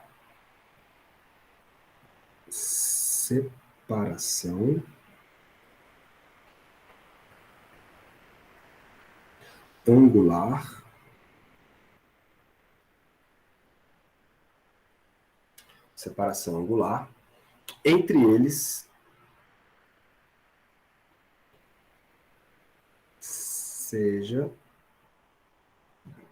o seguinte. Imagina, galera, eu tenho dois objetos. Beleza? Eu tenho dois objetos. Eu quero distinguir os dois. Mas para distinguir os dois, eu tenho que, pelo menos, a difração formada pelo primeiro tem um mínimo. Beleza? E nesse mínimo do primeiro vai estar o segundo. Pelo menos isso. Aí eu consigo ver duas fontes de luz, legal, separadas. Quando o mínimo de um coincide com o máximo do outro. Só que o mínimo para uma difração circular é dado por essa equação vermelhinha que vocês estão vendo aí. Então a gente escreve a mesma equação. Então a separação, só que agora esse θ, é a distância angular entre duas fontes, né, que você está olhando na tela ou na retina. Quando a retina for sua tela, é a separação angular entre esses dois corpos. Isso vai ser 1,22 lambda sobre D.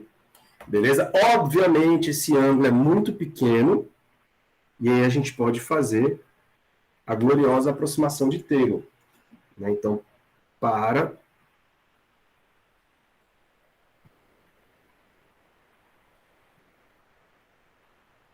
ângulos pequenos,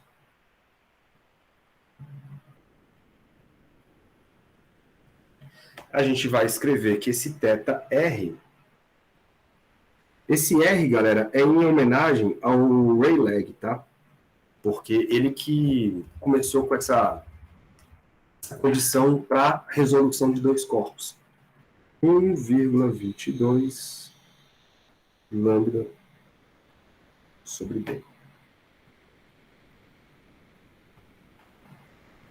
Lambda sobre D. Então, percebam, qual é a condição, então, para você conseguir melhorar a resolução de um sistema? Vou botar aqui, condição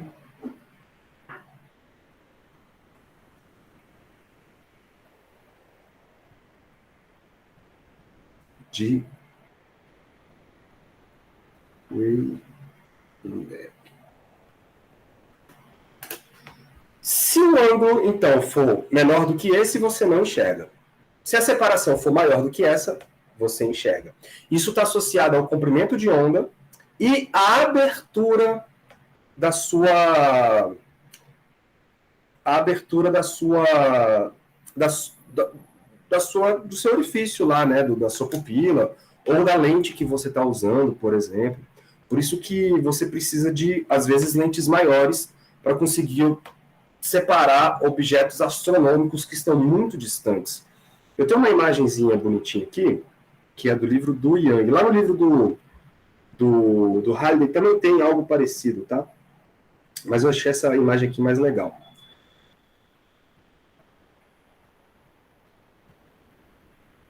Olha só, vocês têm 4 fontes pontuais, estão vendo?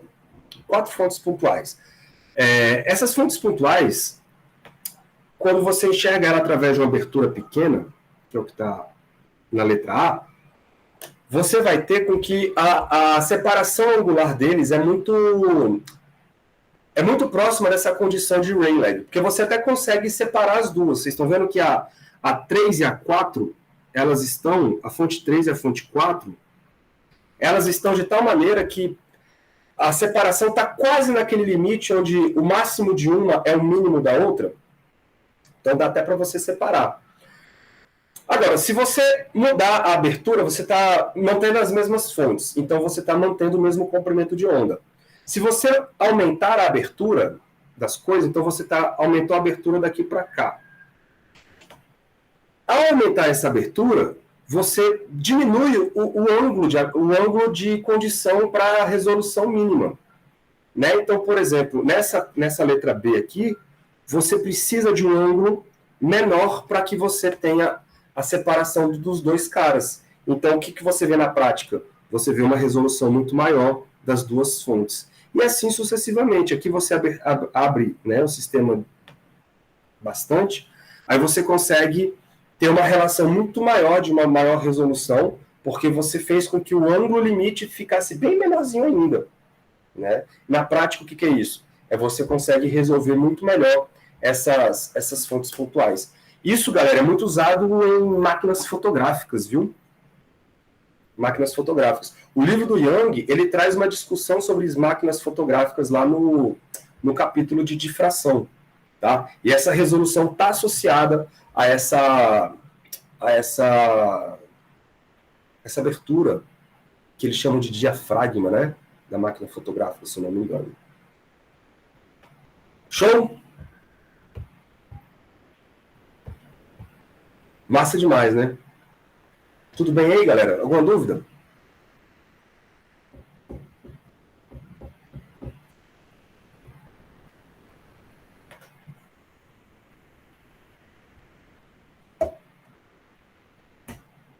Renata, Paulo, Pedro. Escrevi aí, tranquilo. Tranquilo. Camila. Tô meio... tá meio difícil um pouco. Mas tá tranquilo. É porque é bem abstrato, né, cara? Porque você não vê essas coisas acontecendo, então fica difícil imaginar. Mas a ideia é essa, assim. Depois dá uma lida lá no livro do Halliday sobre isso, que tem bastante discussão sobre essa questão do pontilhismo, tá? Tem discussão sobre se eu não me engano, sobre duas estrelas. Deixa eu ver se eu tenho o Halliday aberto aqui.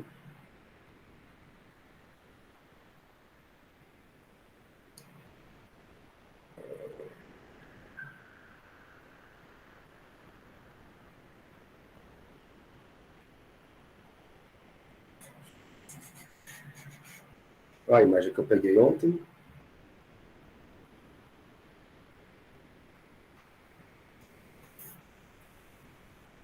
Acho que o Halley fala sobre isso lá atrás. Né? Aqui, ó, o tal do pontilhismo, tá vendo? Se você olhar esse aqui de pertinho, são vários pontos. São vários pontos. Mas se você olha de longe, os pontos se misturam, porque você vai ter difração acontecendo desses pontos na sua retina, e aí você perde a resolução. Na hora que você perde a resolução, aí você tem a mistura dessas informações na sua retina, só que aí o artista, né, o cara não é besta nem nada, ele usa isso para trazer uma imagem formada com um contexto num todo. Individualmente falando, são pontos, mas como estão localizados em determinadas regiões, você consegue esse padrão aí de imagem. Aqui, ó, é o que eu estava falando para vocês. Isso aqui é uma imagem de 2 estrelas, se eu não me engano. Cadê? Ó, a figura Parará mostra em 3 casos diferentes o aspecto visual e gráfico da intensidade correspondente a 2 objetos pontuais distantes, que é uma estrela, com a pequena separação angular. Então, se a separação angular dos dois for muito pequena, você está vendo que existe um máximo central e um padrão de difração nas bordas, certo? Só que se esses dois caras estiverem muito próximos, a separação de um pico do outro for muito próximo, o seu olho não consegue separar as duas coisas, beleza? Você vai precisar separar quando a separação entre os dois vai ser pelo menos quando um tiver no máximo e o outro tiver no mínimo do outro, né? Que aí você consegue ver pelo menos 2 regiões brilhantes. E quanto maior a separação, maior é a resolução desses 2 bichinhos aí. Fala, Pedro. No caso, é a câmera, né? Com a resolução. É, ela que faz isso. Que tá juntando os picos aí. Exatamente. Legal, né? Loucura, loucura, loucura. Legal. Depois vocês dão uma lidinha aí. Tá? Que aí você tem até um exemplo aqui, ó. Depois vocês tentem fazer esse exemplo, acompanhe aqui o livro, que aí ele vai mostrando para vocês qual é a menor distância que você vai ter da observação para você não conseguir resolver os pontos. Isso é legal. Depois tentem fazer isso aqui também, que isso aqui vai aumentar bastante como é que eu posso dizer assim, ó, a forma como vocês enxergam esse tipo de situação. Beleza, galera? Então, olha só, eu vou deixar aí com vocês agora a brincadeira de vocês darem uma lida nisso, façam esses exemplos, é importante pelo menos ler os exemplos, para vocês saberem o que está sendo tratado, discussão e tal. E aí façam os exercícios, tá? Os exercícios, galera, já podem ser feitos todos os do capítulo 32. É o 32, não, 36. Olha o CDzinho que eu falei para vocês. Depois pega em casa, ó, pega o CD, coloca contra a luz branca para vocês verem. Vocês vão ver o padrão de difração acontecendo. Aí vai do vermelho ao violeta, só que as cores se repetem, né? Porque você tem, de novo, ali as ordens. Você tem a ordem 1, ordem 2, ordem 3. E os exercícios... Só que o CD não tem resolução, né? Quer dizer, bem baixa, né? Porque vai estar tudo junto. E o problema também é a fonte de luz, né? Você tem vários comprimentos de onda ali, mas sim, é uma resolução baixa, porque você não tem os picos bonitinhos, você tem tudo espalhado. Então, ó, essa de fenda única vocês já devem ter começado a fazer. A intensidade, mesma coisa, a gente já fez também. Aqui, ó, abertura circular, tentem fazer. Tem bastante coisa. 2 fendas a gente já fez também, tentem fazer. Rede de difração, dispersão e resolução a gente viu hoje. Difração de raio-x a gente viu hoje. E aí, galera, ó, Zé Fini. Acabou-se o curso de ótica.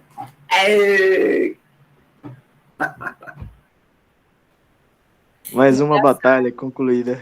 É, engraçado isso que, tipo, quando parece que começa a ficar uma física de gente grande, acaba. Parece que só deu gostinho. Não, mas não acabou, que ainda tem os exercícios para vocês fazerem. Então ainda tem bastante coisa para vocês aproveitarem aí. Mas é bonito, né, cara, essa parte aqui da ótica. Não, foi a parte mais legal da ótica inteira, essa aí. Essa interferência de fração é tudo novo pra mim. Aqueles outros até que eu vi no ensino médio. Sim, Mas é verdade. é uma loucura, loucura, loucura. E tem muita aplicabilidade na vida real, desde que você também tenha os aparelhos necessários, né? Aí, mais em laboratório. Bom, deixa eu parar a gravina.